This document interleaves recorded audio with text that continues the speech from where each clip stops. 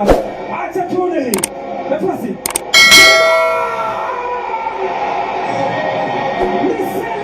Ni mtangazaji wako pa Isaac Dickson kutoka katika channel ya Miamba ya Soka Afrika. Leo nakuletea kumbukumbu ya goli bora sana katika mashindano ya Muungano Cup. Goli lilofungwa na Selemani Mwalimu kwa mkwaju wa penalty dakika ya 118.